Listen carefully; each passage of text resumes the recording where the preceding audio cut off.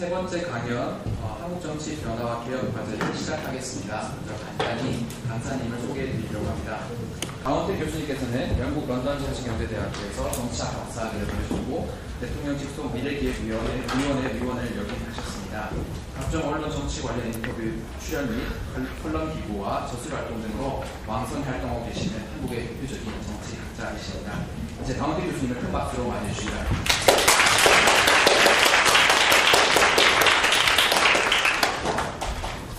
여러분 반갑습니다. 오늘 아침에 여러분들 뵙게 돼서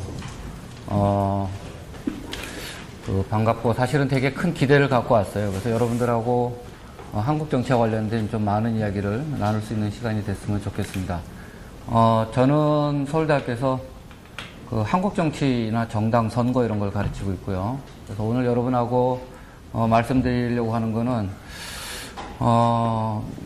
이제 한국 정치가 민주화 이후에 어떻게 변화해 왔고, 또 그 민주적 공고와 디모크래틱 컨솔리데이션이 어떤 이유로 인해서 이렇게 이루어져 왔고, 지금 한국의 민주주의는 어느 정도 수준에 와 있고, 또 갖고 있는 현재 문제는 뭔지, 이런 데 대한 내용을 여러분하고 같이 이야기 좀 나눴으면 좋겠습니다. 그 질문이 많이 있다고 하니까 제 발표는 한 50분, 45분, 50분 정도로 초대하고 여러분들하고 같이 이야기를 많이 나누는 시간을 가졌으면 좋겠습니다.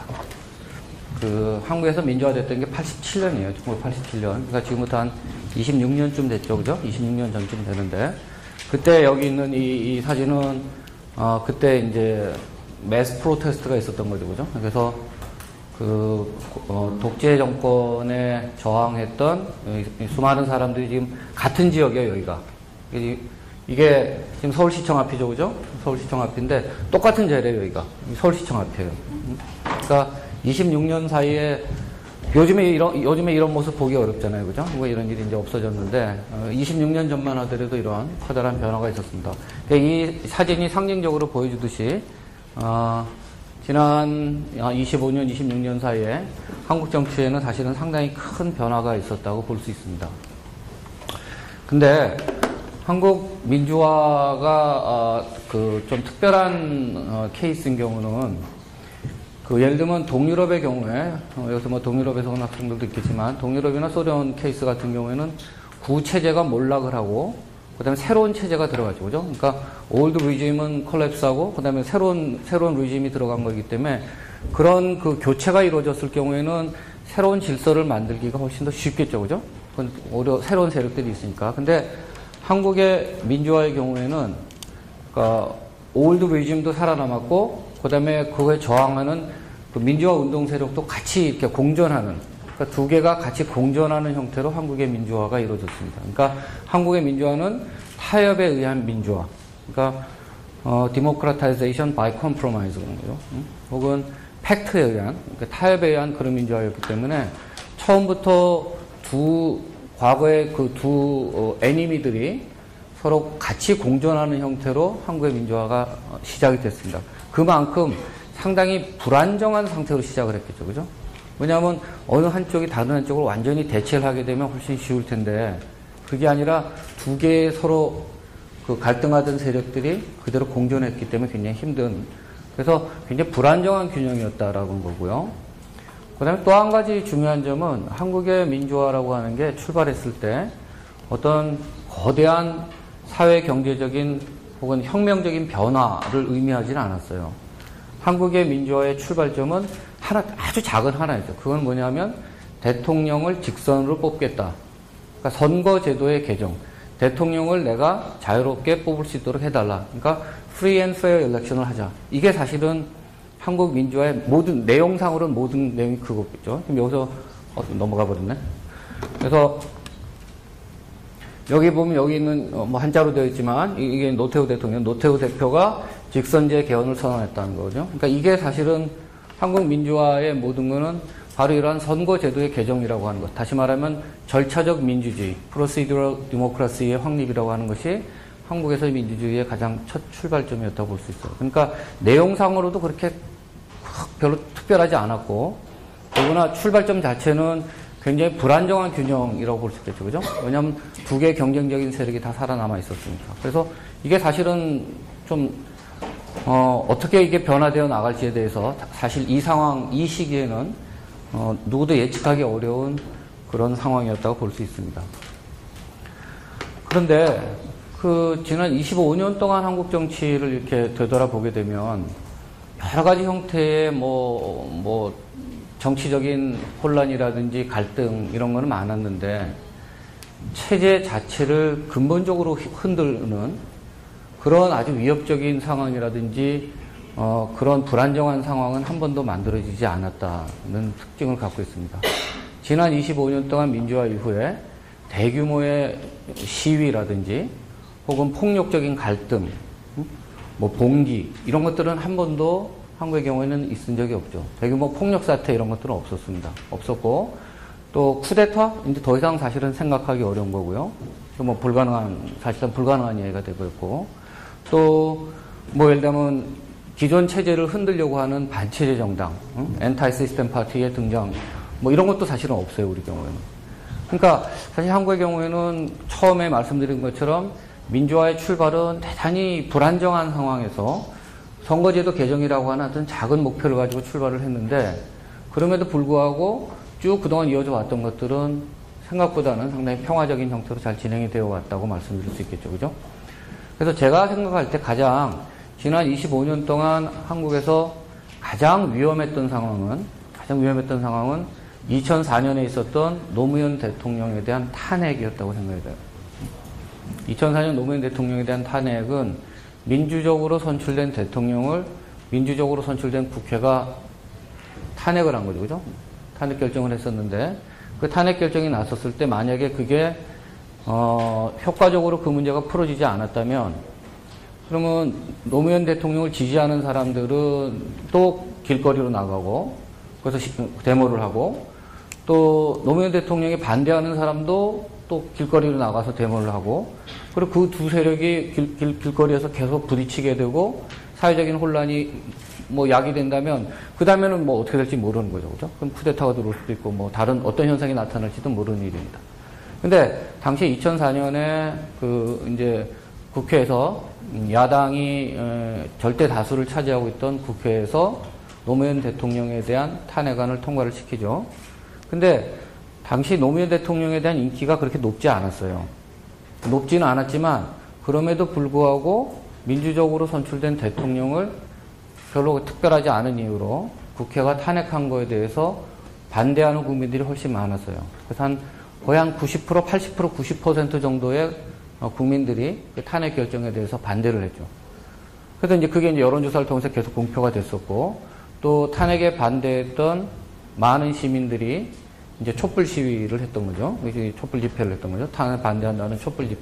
이거 상당히 평화로운 집회였어요. 촛불 집회를 했고, 그 다음에는 이제 2004년에 그 직후에 국회의원 선거가 진행이 됐었는데, 그 국회의원 선거를 통해서 그 탄핵에 대한 국민들의 이제 마음을 표출을 한 거죠. 그래서 당시 그 노무현 대통령의 정당이었던 열린우리당이 그 선거에서 152석, 그러니까 299석 중에서 152석, 과반 의석을 차지를 하게 되고 정치적인 승리를 거두게 되죠.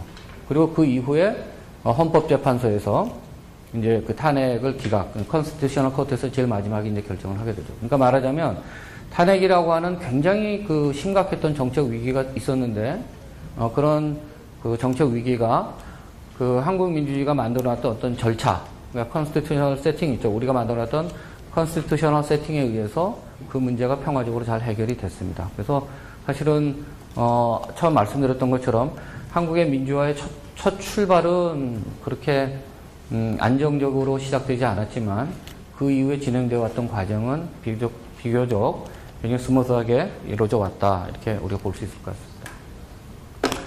그럼 이제 어떤 이유로 왜 그렇게 잘 진행이 되어 왔느냐에 대한 설명을 좀 해야 되겠죠. 그래서 한국 민주주의가 비교적 원만하게 진행되어 왔던 이유 중에 첫 번째는 역시 이 절차적 민주주의, 말하자면 공정한 선거 제도의 확립이라고 하는 것이 굉장히 중요할 것 같습니다. 일단 게임의 룰이죠. 게임의 룰인데, 룰 오브 게임인데, 중요한 거는, 모든 중요한 정치 엘리트들이 그 1987년에 만들었던 그 룰에 대해서 모두가 다 그 룰을 수용하려고 하는 마음의 준비가 다 돼 있었어요. 그래서 예를 들면 김대중 대통령 같은 경우에 DJ 같은 경우에는 87년 대통령 선거 졌고 92년 졌고 그다음에 97년에 됐죠, 그죠? 97년에 됐는데 그럼 87년 졌고 92년에 두 번씩이나 대통령 선거에서 졌지만 그럼에도 불구하고 이게 룰이 잘못됐기 때문에 내가 졌다 이런 생각은 하지 않았다는 거죠. 그럼에도 불구하고 그 룰 속에서 주어져 있는 그 룰 속에서 어떻게 하면 내가 대통령이 될 수 있을까라고 이제 노력을 하는 거죠. 그러다 보니까 이 전체적으로 이기든 지든 무관하게 이 합의된 선거제도에 대해서 근본적인 합의가 존재했던 거고, 따라서 87년에 만들어졌던 선거제도는 The Only Game in Town 형태로 우리 사회에서 받아들여졌고, 그러다 보니까 이 선거제도가 확립이 되고 있으니까 그 제도하에서 이기기 위해서는 결국은 보다 많은 유권자의 지지를 받아야 되겠죠. 그죠? 그러니까 자연히 경쟁 자체가 뭐 어떤 극단적인 형태로 이렇게 나가는 형태가 아니라, 센트리푸갈한 게 아니라, 이 안으로 온건한 형태 자꾸 들어와서 보다 많은 사람을 이끌려고 하는 센트리피탈한, 그러니까 구심적 경쟁의 형태로 이루어지게 됐다는 게 무엇보다 중요한 면이 있습니다.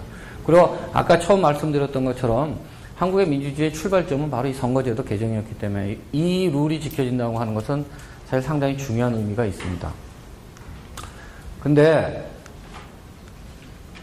한국에서 선거 정치라고 하는 게 그 권위주의 체제 하에서도 상당히 중요한 의미를 지니고 있었어요. 그러니까 말하자면 한국에서의 선거는 권위주의 체제 하에서도 그냥 단순히 그냥 뭐라 그럴까 토큰 이벤트는 아니었다는 거예요.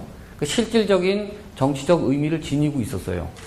그래서 아무리 선거 조작을 하든지 국가기관이 선거 관련돼 관여하려고 하는 그런 시도가 있었다고 하더라도 그럼에도 불구하고 선거를 통해서 항상 국민들의 민심이 이렇게 표출되어 왔어요. 이게 여기 있는 내용이 이제 그 하나의 예인데, 1956년은 이승만 대통령이 있었을 때예요. 이승만 대통령이 초대 대통령이죠. 우리나라의 초대 대통령, 파운딩 파더라고 볼 수 있는데, 근데 이제 독재를 한 거죠. 장기 집권을 했었는데, 이승만 대통령이 1960년에 그때 이제 물러나게 돼요. 그 학생들 시위로 4.19와 함께 이제 물러나게 되는데, 그 4년 전의 선거가 1956년 선거예요. 이 대통령 선거였거든요. 이때 대통령 선거에서, 대통령은, 야당의 대통령 후보가 신익희라고 하는 사람인데, 이쪽에, 오른편에 있는 저 양반이었는데, 선거를 앞두고 갑자기 죽어요. 병으로 갑자기 죽어서, 사실상 이승만 대통령이 당선이 됐죠, 쉽게. 근데 문제는 1956년 선거에서 부통령은, 그 당시는 대통령, 부통령이 러닝메이트가 아니라 따로따로 선출을 했어요. 따로따로 선출을 했는데, 1956년 선거에서 부통령은 민주당의 장면이 부통령이 됩니다. 그러니까 말하자면 이미 60년에 그 4.19 혁명에 의해서 대통령, 이승만 정권이 몰락하기 이전에 이미 4년 전에 국민들이 어떤 염증에 대한, 그러니까 오래된 이승만 정부에 대한 장기 집권에 대한 혐오감이라고 그럴까? 피로감이라고 하는 게 이미 1956년에 표출이 됐던 거죠. 이때. 그리고 그 뒤에 4년 뒤에 이제 몰락을 하게 되는 거고요. 그런데 1971년은 이게 박정희 정권 때인데요. 김대중, 1971년에 당시 40대였던 김대중 씨가 야당의 후보로 출마를 합니다. 이게 다 몰려있던 사람들이에요. 김대중 씨 연설을 듣겠다고 몰린 사람들에게. 이게 당시에 김대중 씨가 졌죠. 박정희한테 졌지만 그 표차가 100만 표 이내였어요. 근데 당시에 사실 부정선거, 보트 베깅이라든지 많았겠죠, 그죠? 많았다는 걸 생각을 하면, 그럼에도 불구하고 한 100만 표 정도의 차이로, 그 정도까지 득표를 얻었다라고 하는 건 상당히 의미 있는 굉장히 큰 표차였다고 볼 수 있어요. 사실은 이 선거 때 박정희 후보가 워낙 고생을 해가지고 이때 했던 이야기가 앞으로 다시는 나는 여러분들에게 표를 달라고 하지 않겠다. 그런 약속을 했어요. 그리고 이제 그 다음에 이제 유신 쿠데타를 하면서 더 이상 표를 달라고 하지 않아도 되는 그런 유신 체제로 넘어가게 되는 것도 이 71년 이 상황이라고 볼 수 있고요. 그 다음에 78년은 이제, 박정희 정권이 무너지는 게 1979년입니다. 79년인데, 78년 12월이에요. 그러니까 불과 박정희, 그 정권 무너지기 1년도 되기 전이죠. 그때 국회의원 선거가 있었는데, 그 국회의원 선거에서 야당이 당시 여당이었던 민주공화당보다 득표율에서 보다 많은 득표를 합니다. 그러니까 의석수에서는 뭐 이렇게 막 제도적으로 만들어놨기 때문에 야당이 제1당이 되기는 뭐 불가능한 형태로 제도를 만들어놨지만 그럼에도 불구하고 득표율에서는 이 박정희의 공포 정치가 사실 뭐 최고조에 이르렀을 무렵인데 그럼에도 불구하고 그 당시에 이제 야당이 여당보다 많은 득표를 했던 것이 78년이었고, 그게 이제 79년에 정치적인 격변으로 이어지게 되고, 뭐 부마 사태 등등으로 가면서 제일 마지막에 이제 박정희 정권의 몰락으로까지 이어지게 되죠. 그 다음에 1985년은 아까 이야기했던 우리가 87년에, 대한민국이 민주화가 되는데, 85년에 이제 또 이 전두환 정권 때 선거가 있었어요. 이게 이제 국회의원 선거거든요. 근데, 전두환 정권 때는 야당을, 권력이 야당을 만들었어요. 너 야당해라. 이래가지고 이렇게 뽑아놨어요. 그러니까 말하자면 관제 야당이죠. 그죠? 그러니까 진짜가 아니고. 그래서 그런 야당이 있었는데, 85년에 이제 당시에 김영삼, 김대중 씨가 이끄는 새로운 정당을 이제 만들었어요. 그 정당이 이제 불과 이 국회의원 선거 85년 2월이었는데, 85년 2월 선거 불과 한두 달 전에 그 정당이 만들어졌는데, 그 정당이 지금 여기 있는 것처럼, 그게 이제 신한민주당이었는데, 신한민주당이 기존에 만들었던 관제 야당을 누르고 제1야당으로 이렇게 등장을 하게 되고, 이것이 85년 이후에 민주화 운동을 추동하는 힘으로 이렇게 이어지게 됩니다.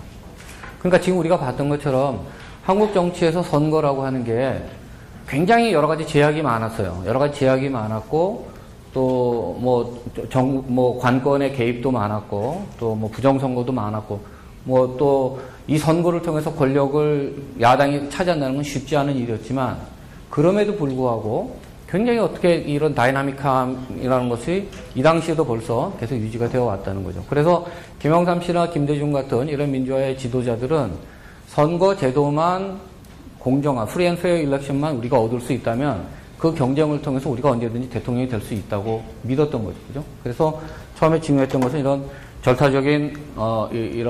절타적인 민주주의가 확립이 됐다라고 하는 것이 일단 가장 중요한 그 원인이라고 볼 수 있습니다. 그래서 그 뒤에는 보면 제일 처음에 문제가 됐던 거는 이제 그 정부가 선거에 개입하는 거죠. 그죠? 관이 개입하는 거죠. 개입하는 건데, 근데 이런 부분들이 이제 많이 해결이 됐죠. 일단 언론에서 언론 자유가 됐고, 또 특히 이제 여소야대 되면서 국회의 권한이 점점 강화되기 시작을 했고, 또 지방자치를 하게 되니까, 예를 들면 과거 같으면 뭐 서울시장이 뭐 대통령이 시키면 서울시장도 막 선거운동 나서고 이랬는데, 지금 대통령은 우리 지금 그렇죠. 대통령은 새누리당, 서울시장은 민주당, 이렇잖아요. 그죠? 그러니까 이게 되기가 어렵죠. 그죠? 그러니까 이 지방자치라고 하는 것도 그러면서 굉장히 큰 기여를 했고, 또 헌법재판소나 법원에서도 선거와 관련된 사안에 대해서 대단히 엄격하게 처리를 하기 시작하면서 굉장히 이 부분이 상당히 많이 지금은 큰 문제가 없어졌습니다. 요즘에 이제 국정원 댓글 사건이 다시 문제가 되고 있는데, 사실 그 이전의 거에 비하면 사실은 뭐 그렇게 큰 시리어스한 문제라고 보기는 좀 어려워 보입니다. 여전히 문제가 있긴 하지만. 그다음에 두 번째는 뭐냐면, 두 번째 프리 앤 페어 일렉션을 방해했던 건 돈이었죠. 그래서 과거에는 이제 권력을 갖고 있는 사람이 재벌이라든지 이런 돈 있는 사람들부터 돈을 받아가지고 그걸 이제 막 뿌리죠. 막 뿌려가지고 일종의 보트 바잉을 하는 거죠. 보트 바잉을 하는 거였는데, 이런 것들도 이제 2004년에 노무현 대통령이 선거 자금, 그러니까 대선 때 썼던 선거 자금을 공개하고 난 이후로는 지금은 사실은 뭐 돈 선거의 문제는 한국 정치에서 그렇게 심각한 문제는 이제 더 이상 아닌 걸로 되었습니다. 이런 것들이. 그래서 공정한 선거에 다 기여를 했다는 거죠. 이런 것들이. 그 다음에 이제 선거 제도와 관련된 측면에서는 이제 헌법재판소에서 역할을 많이 했었는데, 과거에는 지금은 이제 한국의 선거제도가 그 두 표라는 그 믹스드 멤버 시스템이에요. 그 믹스드 멤버 한 표는 컨스티튜언시에 하는 거고 한 표는 파티 리스트에 던지는 두 표를 던지죠 지금은. 그래서 지금 이제 두 개를 갖고 있는 거고. 근데 이제 우리 비례성이 그렇게 높지 않기 때문에 이 그 학문적인 용어로는 믹스드 멤버 모조리테리언이에요. MMM 스타일이죠. 한국 선거 제도는 그런 거 볼 수 있는데, 원래는 한 표만 던졌어요. 그래서 한 표를 가지고 컨스티튜언시에서도 뽑고 파티 리스트에도 그걸로 다 했었죠. 그랬더니 그 경우에 이제 문제가 되는 건 뭐냐면, 컨스티튜언시에서 정당 후보가 아니라 무소속 후보를 찍게 된 사람의 경우에는 파티 리스트에 의사 표현을 할 수가 없게 되는 거야. 그래서 그게 이제 페어하지 않으니까 이제 헌법재판소에서 이제 그 방식을 이제 수정을 해가지고 이제 여러 가지 정책 변화가 나타났죠. 그래서 전체적으로 많이 이제 좋아져서 하여튼 지금 이제 선거제도가 아까 말씀드렸던 선거제도의 확립이 한국 민주주의 관련해서 일단 첫 번째로 중요한 그였다고 볼 수 있겠습니다. 참 두 번째로 한국 민주화 관련해서 이제 볼 수 있는 그 과정에서 보게 되면 아까 처음 말씀드렸던 것처럼 굉장히 불안정하게 출발을 했죠. 그죠? 불안정하게 출발을 했기 때문에, 타협에 의한 거니까. 그 타협에 의한 거라는 건 뭐냐면, 그 정치적 타협에 만족하지 않는 레디칼들이 양쪽에 다 있는 거예요. 민주화 운동 쪽에서도 그걸 원치 않는 레디칼들이 있고, 또 권위주의 체제 하에서도, 난 타협 싫다. 끝까지 누르자. 뭐 이런 사람들이 있는 거죠. 그죠? 그러니까 민주화 운동 쪽에서는 끝까지 저항해서 완전히 저거를 무너뜨려 버리자라고 주장하는 사람이 있겠고, 또 권위주의 쪽에서는 저걸 그냥 끝까지 군을 동원해서라도 저거 다 짓밟아 버리자, 눌러 버리자 이렇게 주장했던 레디칼들이 다 있었단 말이에요. 양쪽이 다. 근데 그 사람들이 만약에 전면에 나서게 되면 사실은 정치적으로는 굉장히 불안정한 상황이 만들어질 수 있겠죠. 그죠? 근데 이런 불안정한 상황 부분들을 상당히 잘 극복을 했어요. 전혀 시도가 없었던 건 아닙니다. 그래서 87년 민주화 운동 때 군을 동원을 해야 되느냐, 군을 동원해서 그 민주화 운동을 진압해야 되느냐에 대한 아주 심각한 논의가 있었어요. 이 하나회 사람들인데, 이 전단 정권에 있던 주요 보직자들인데, 그다음에 또 한편으로는 이쪽에서는 여기서는 그냥 단순한 합의 이런 거 말고 그냥 다 무너뜨리고 거의 뭐 좀 약간 사회주의에 경도됐던 사람들인데, 이 사람들은 전혀 다른 형태의 새로운 레짐을 만들자, 타협 이런 거 안 된다라고 주장했던 사람이 있었어요. 그러니까 말하자면 민주화 운동 내에서도 굉장히 익스트리미스트가 있었고, 또 이 권위주의 체계 내에서도 익스트리미스트들이 있었던 거죠. 그죠? 이 사람들이 만약에 앞에 나오게 되면 이건 부딪히는 거죠. 그죠? 그러면 이제 또 무너진단 말이에요, 권력은.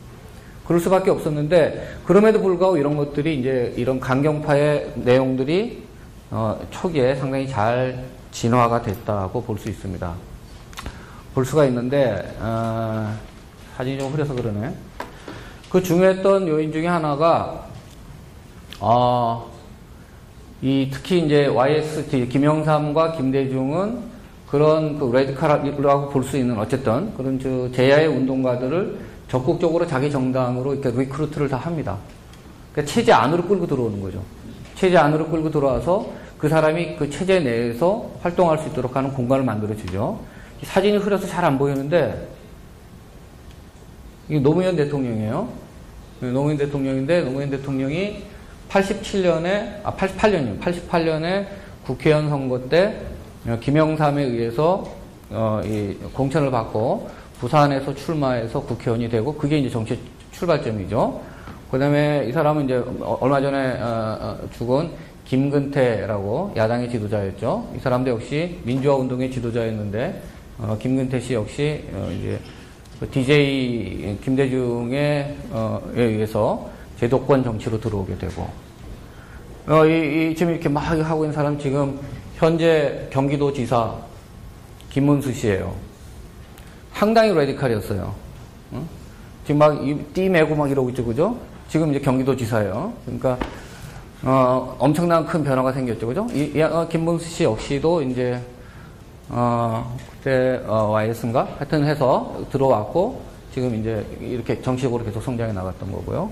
지금 이제 민주당의 국회의원 하고 있는 이인영이에요. 386 세대죠. 그러니까 말하자면 민주화 운동을 했던 세력이나 노동 운동을 했던 세력이나 혹은 386 세대들이 이 사람들이 다 밖에 있었으면 체제를 흔들 수 있는 굉장한 레디칼로 남아 있었을 텐데 이 사람들이 적극적으로 다 들어오게 되는 거죠. 제도권 안으로 들어오게 되면서 이 제도의 안정성이라고 하는 것들이 크게 증진되는 그런 형상이 나타나게 됐다 이렇게 볼 수 있습니다. 것들이요.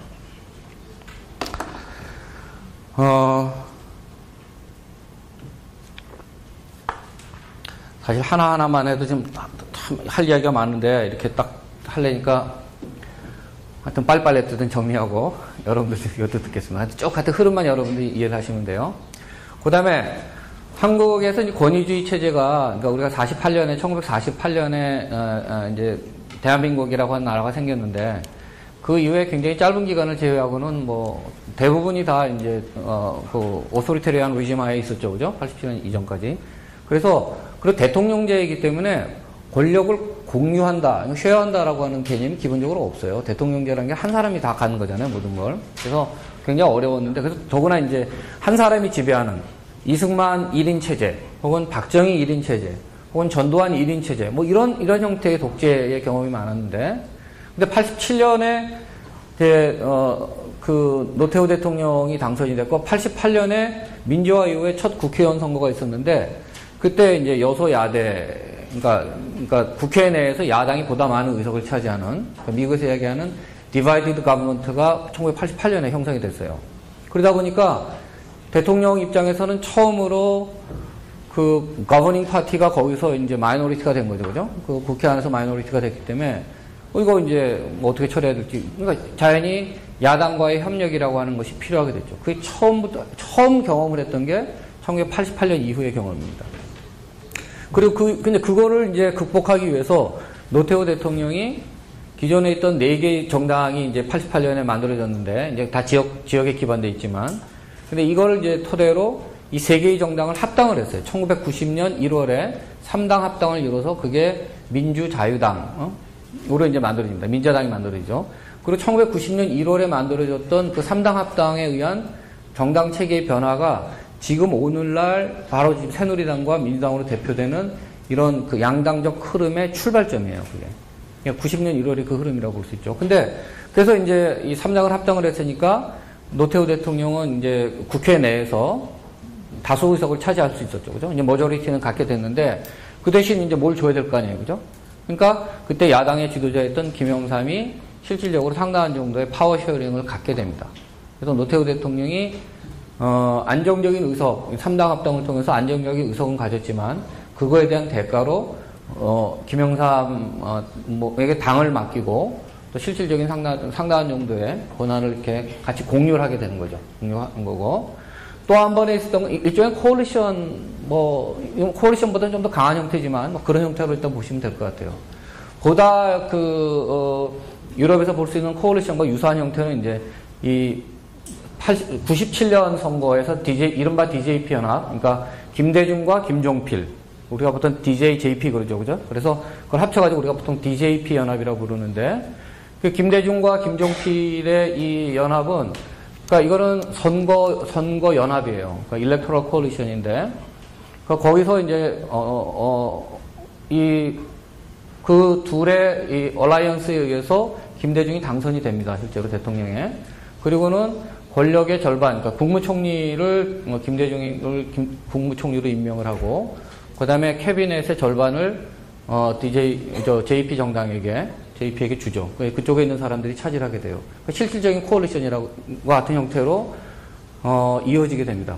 그러니까 한국에서 이런 식의 권력의 공유라고 하는 경험은 사실은 특히 처음 있었던 이런 경험들이라는 거죠. 그러니까 과거처럼 모든 사람이 다 하려고 했던 이런 것보다는 이런 권력 공유나 협상이라고 하는 것이 필요하다는 것이 또 이런 민주적인 진전을 위해서는 굉장히 큰 도움을 줬다고 볼 수 있겠습니다.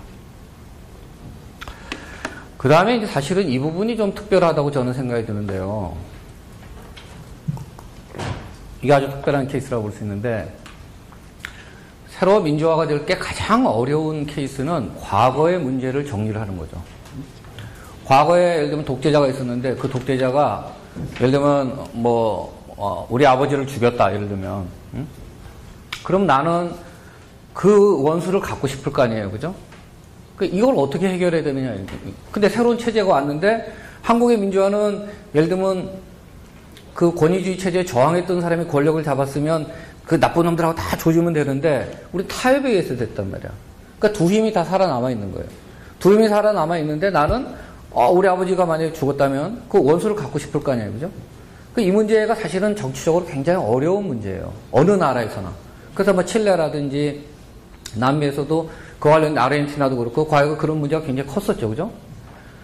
그래서 이제 이 헌팅턴이 이야기했던 이른바 토처럴 프로블럼 같은 거죠. 고문했던 사람이 있다. 이 고문하는 사람은 어떡할 거냐.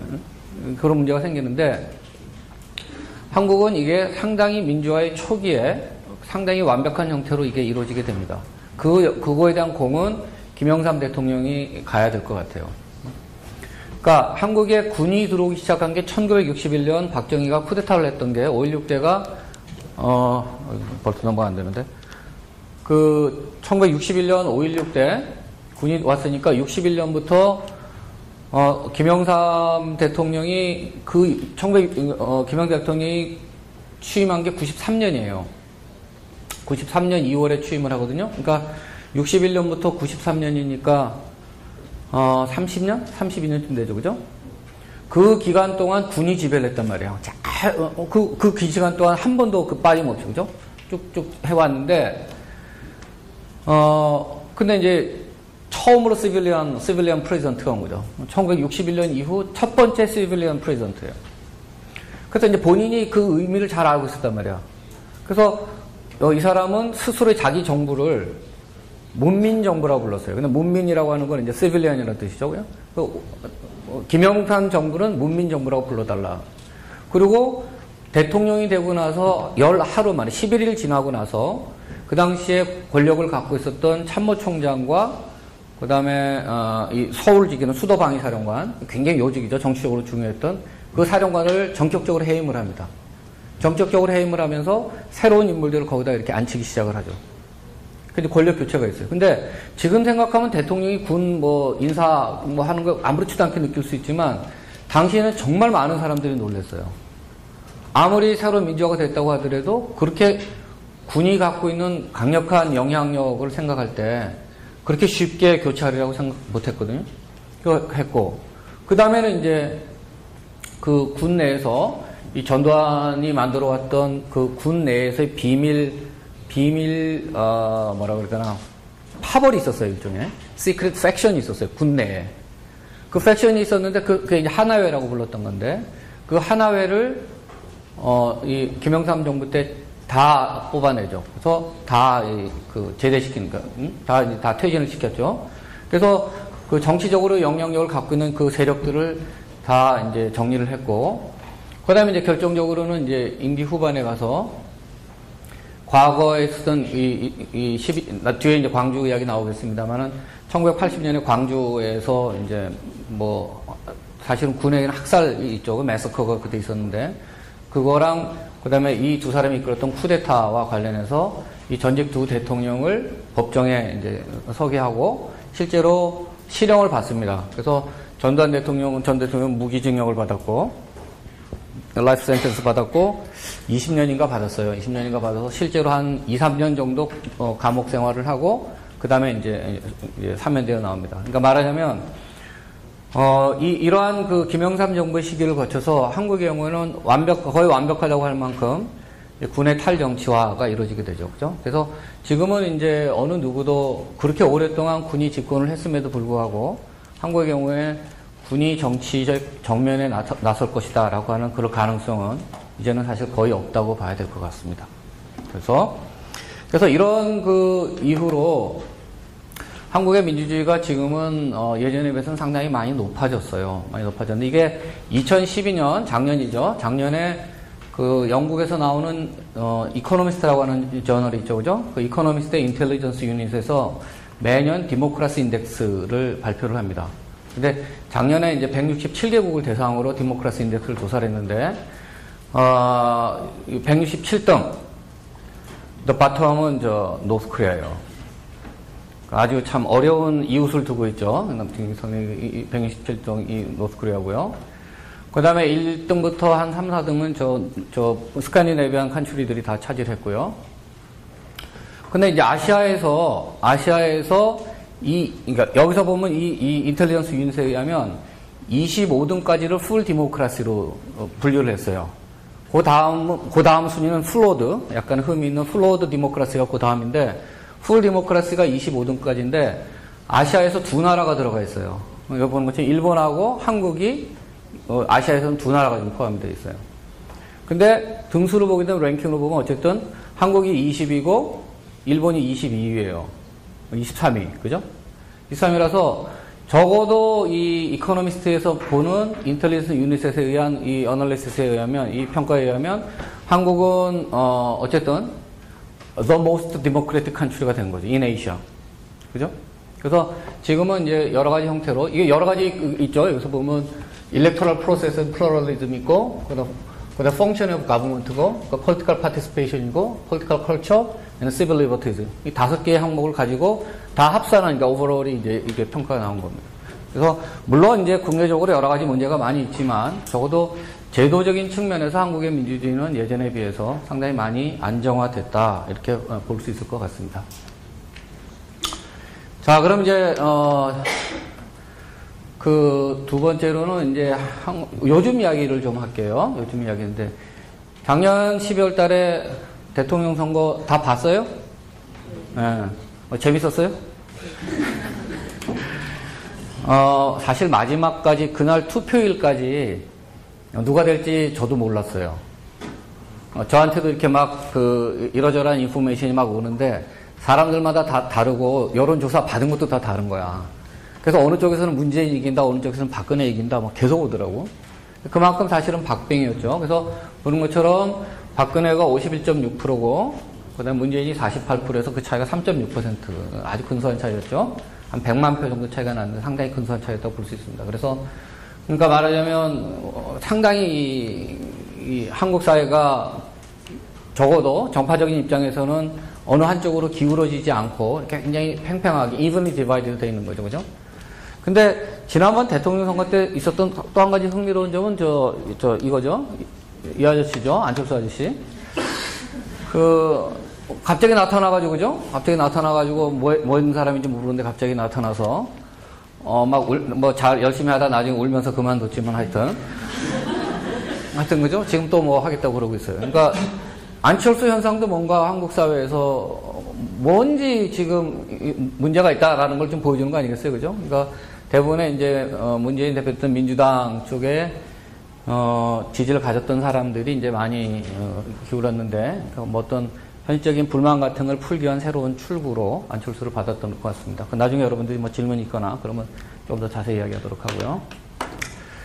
자, 이제 한국의 그 정치적 균열 관련해서 이제 한국에 이제 뭐 어느 나라에나 이런 정적인 균열점 클레비지라는 게 있죠. 폴리티컬 클레비지라는 게 항상 어느 나라 존재하게 되는데 여전히 한국에서 제일 큰 부분은 지역이라고 말할 수 있을 것 같아요. 그죠? 지역. 그래서 지금 이 색깔별로 보시면 아주 명쾌하게 분명히 드러나죠.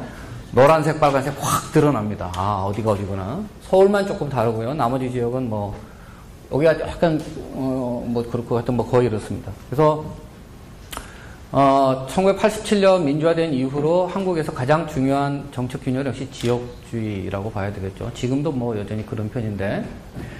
그래서 이제 특히 영남과, 이제 영남이죠. 영남과 호남을 간의 대립이 기본적으로 중요한 점이 됐습니다. 근데 약간의 변화가 좀 있어요. 그래서 옛날의 지역주의와 지금의 지역주의를 동일하게 보기는 좀 어려운 면이 있어요. 그 이유 중에 하나는 일단 충청 과거에는 JP가 있었죠. 김종필이 있어서 김종필이 충청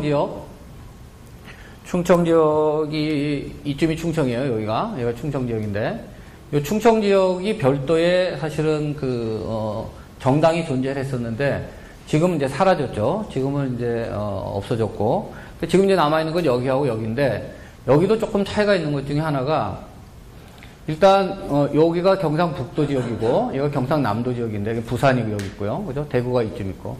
그러니까, 과거에는 이제 이렇게 하나가 됐단 말이에요. 이게 90년 아까 봤던 3당 합당 이후에 하나가 됐었는데 지금은 조금 미묘한 변화가 요 사이, 이 북부하고 남부, 여기가 이제 김영삼의 그 터전이었고 여기가 이제 처음에 있었던 그 노태우 대통령의 지지 기반 지역이었는데 요즘엔 좀 차이가 나요. 보세요.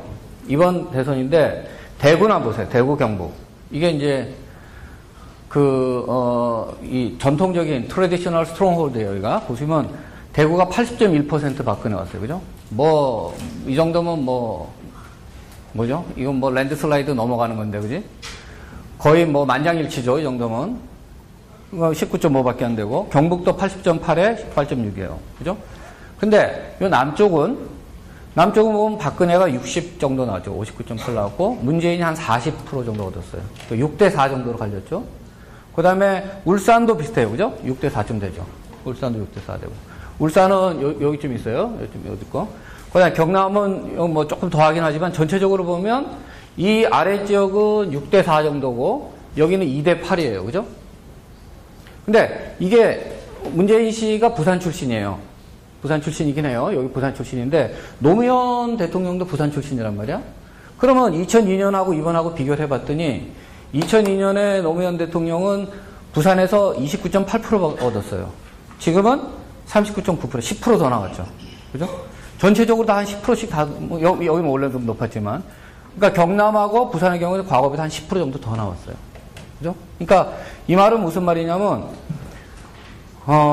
이게 이번 선거뿐만 아니라, 지난번 지방선거 때도, 2010년 지방선거 때도 부산, 이 경상남도 도지사는, 김두관이라고, 과거 노무현 대통령 때 내무장관을 했던 사람이 무소속으로 나왔지만 당선이 된 바 있고 부산 지역에서도 낙선은 했지만 민주당 후보로 나왔던 김정길 씨가 부산시장 선거에서 45%를 얻은 적이 있어요. 그러니까 말하자면 지금 미묘하게 이 둘 사이에서는 조금의 정치적 견해의 차이는 지금 이제 좀 나타나기 시작하는 것 같아요. 다음은 조금 더 이번에 박근혜니까 이만큼 가져간 것 같아요. 박근혜가 아니었으면 이것보다도 더 비율은 떨어졌을 것 같다라는 게 이제 저의 짐작이에요. 다음엔 좀 더 변화가 있을 것 같다는 생각이 하나 들고요. 또 하나 중요한 거는 이게 거주지 중심이라는 건데 과거에는 고향이 어딘지가 중요했어요. 그래서 너 고향이 어디니? 저 이쪽인데요? 그러면 무조건 이제 한나라당 지지하는 거고 너 고향 어디니? 저 전라도인데요? 그럼 무조건 민주당 지지한다고 봤거든요. 근데 지금은 조금 달라진 게 그러니까 이 호남에 살고 있는 호남 사람하고 이 수도권에 살고 있는 호남 사람하고 생각이 좀 달라졌어요. 그럼 충청도 사람들도 이 지역에 살고 있는 충청도 사람과 수도권에 살고 있는 충청도 사람이 조금 달라졌어요. 여기도 마찬가지고. 과거에는 예를 들면 김대중 후보가 출마를 했다 그러면 전국에 어느 지역에 살고 있든지 전국의 호남 사람들이 다 김대중을 지지를 했어요. 그건 정말 출생지가 중요했어요. 근데 지금은 내가 서울에 있으면 생각이 좀 달라요. 옛날같이 그렇게 적극적으로 생각하지 않는 거죠. 그래서 지금은 네가 어디서 출생했느냐라는 것보다 where are you from 이것보다 where you live now 이게 더 중요해진 거지. 그래서 거주지가 훨씬 더 중요해진 거예요. 왜냐하면 그 자기의 생활의 문제가 훨씬 더 관련이 되기 때문에 과거와는 조금 다른 형태의 지역주의가 이루어지고 있다는 게 하나 특성이고요. 그럼 지역주의는 왜 생겼느냐? 여러 가지 이유가 있겠죠, 그죠? 그건 정말 많은 이유가 있는데 그냥 우리가 일반적으로 이야기해 볼 수 있는 거는 박정희 시대에서 일단 찾아볼 수 있습니다. 박정희 시대 때 경제개발이 이루어지죠. 여러분들이 잘 아는 대로 박정희 시대에 경제개발이 이루어지는데 얘가 서울이고 얘가 부산이죠. 일본이 이쯤 있어요. 근데 처음에 한국이 경제개발을 했었을 때 자본도 그렇고 그 다음에 기술도 그렇고 원료도 그렇고 일본으로부터 많이 영향을 받았죠. 일본과의 관계가 굉장히 중요했었고 그 다음에 우리가 생산했던 물건도 수출했었을 때 1차적으로는 그 중요한 미국이라든지 일본으로 갈 수 있는 중요한 항구가 중요했는데 그게 지리적으로 봤을 때는 부산이 좋았던 거란 말이에요. 부산이 일본에서 가까우니까 그죠? 그래서 처음에 이게 이제 경부고속도로인데 처음에 개발됐던 이 개발의 축이 서울과 부산을 축을 한 이 축을 중심으로 개발이 됐어요. 그래서 중요한 그 경제개발의 그 인더스트리얼 컴플렉스가 다 이 지역에 있었어. 이게 부산이고, 이게 울산이고, 여기 포항 있고, 여기 창원 있고, 여기 마산 있고, 구미 있고, 대구 있고. 다 여기 모여 있는 거야. 여기 호남에는 없어요. 거의 없었어요. 그러니까, 안 그래도 대통령 박정희 자체가 대구 출신이죠. 대구 출신인데다가 경제 발전도 이렇게 되다 보니까 여기 있는 사람들은 뭐 이거 다 소외되는 거죠. 그죠? 인더스트리얼 컴플렉스도 없고 도시화도 낮고 그다음에 중요한 거는 엘리트 리크루트먼트에서도 경상도 중심으로 이렇게 많이 이루어지게 됐단 말이에요. 그러니까 이것 자체가 전라도에 있는 이 호남에 있는 사람들을 소외를 시켰죠. 일단 1차적으로. 그 1차적으로 이었고 그다음에 이제 보다 중요했던 거는 이제 보다 직접적인 계기는 이제 이 김대중 씨인데요. 김대중 씨가 1980년에 아까 봤던 전두환이 이 전두환이 1980년에 권력을 잡으면서 광주에서 있었던 이 민주화 시위에 대해서 군이 들어가서 군이 진압을 해서 몇천 명의 사람들이 죽습니다. 몇백 명이 몇천 명. 뭐 엄청나게 많은 사람이 죽죠. 매스커가 일어나게 되는데 그래서 그것 때문에 이 사람들은 이제 재판을 받은 거고. 근데 이제 그게 하필이면 호남이라는 거지. 그리고 이제 그 당시에 이 지역의 유력한 정치인이었던 이 지역 출신이었던 김대중 씨를 그거에 대한 내란의 음모로 나라를 전복하려고 하는 의도가 있었다 그래서 군사법정에서 사형을 언도를 해요. 군사재판에서 사형 선고를 하죠. 선고를 하는데 이제 나중에 뭐 미국의 압력 등등에 의해서 이제 미국은 망명을 보내죠. 국제사회 압력이 커가지고 이제 보내게 됐는데 그래서 1980년에 이게 이제 정치적인 억압을 또 받았기 때문에 경제적인 소외감, 사회 경제적인 소외감에 정치적인 억압이 같이 겹치면서 이게 이제 호남인들의 울분으로 이렇게 꽉 차 있던 거죠. 그게 민주화가 되면서 공간이 열리니까 폭발적으로 이렇게 올라가게 됐던 게 한국 지역주의의 출발이라고 볼 수 있습니다. 그러나 이제 지금은 왜 변화가 생겼냐면 이 피해자였던 김대중 씨가 대통령이 됐잖아요. 그죠? 1997년에 대통령이 돼서 권력을 잡았고, 그 다음에 어떻게 보면 노무현 정부도 호남 유권자들의 지원에 의해서 또 대통령이 됐으니까, 호남이 어떤 의미에서는 한 10년 집권을 한 셈이죠. 그동안. 그죠? 그러니까 사실 옛날과는 지금은 조금 다른 형태의 변화가 생겨났다. 이렇게 볼 수 있을 것 같아요. 빨리 가야 되겠네. 자, 그 다음에 한국에서 나타나고 요즘에 굉장히 흥미로운 것 중에 하나가 이 세대 간의 균열이에요. 여기 혹시 한국에서 이민 가가지고 아버지 세대랑 좀 거슬게 컸던 학생들이 있으면, 모르겠다. 그쪽은 어떤지 모르겠는데, 요즘에는 하여튼 젊은 세대와 나이 든 세대 간의 정치적인 견해 차이가 너무 커요. 커도, 너무너무 커요. 많이 큰데 지금 보세요. 여기서도. 박근혜 지지자들의 연령별 보세요. 박근혜는 자, 나이 드신 분들이 박근혜에 대한 지지는 여기 73.4지, 그지? 압도적 아니야, 그지? 이 정도면 거의 박근혜 욕하면 이제 큰일 납니다, 여기서는. 이런 분들한테는. 여기도 65, 51, 48, 39예요, 그죠? 반대로 여기서는, 문재인은 여기서 이렇게 쭉 올라가지. 줄어들지, 여기서는. 여기서는 줄어들고, 젊은 사람들한테 문재인은 높고, 여기는 나이 드신 분들한테 압도적이죠, 그죠? 아주 분명해요. 이게 2002년 노무현 대통령 선거 때 이후로 계속되고 있는 이런 하나의 현상 중에 하나예요. 근데 이게 참 어려운데 한국이 굉장히 짧은 시간 동안에 엄청난 큰 변화를 겪었잖아요. 그죠? 그러니까 1950년대에 한국은 세계에서 가장 가난한 나라였단 말이야. 그러니까 한국 전쟁 직후에 한국은 세계에서 제일 가난한 나라였어요. 아무것도 없었고, 그죠?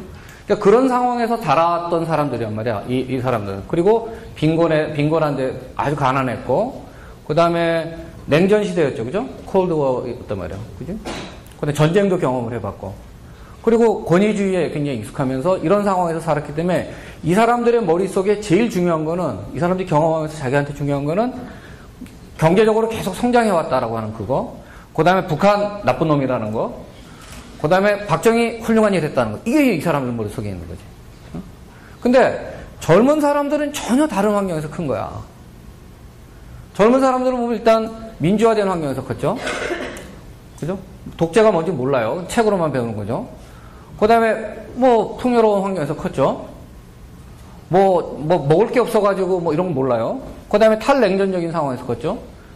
소련 모릅니다. 그죠? 동서독이 나눠져 있었다. 그 책에서 봤어요. 그죠? 모른단 말이에요. 그죠? 그 다음에 이제는 뭐 정보통신, 뭐 스마트폰 하나로 모든 걸 다 하는데 익숙한 세대가 됐고. 그죠? 그래서 내가 올리면 그게 전 세계적인 뉴스가 될 수도 있는 거 아니에요. 그 다음에 세계화 시대가 됐고. 그러다 보니까 또 북한이나 통일에 대해서도 전혀 다른 생각을 가져요.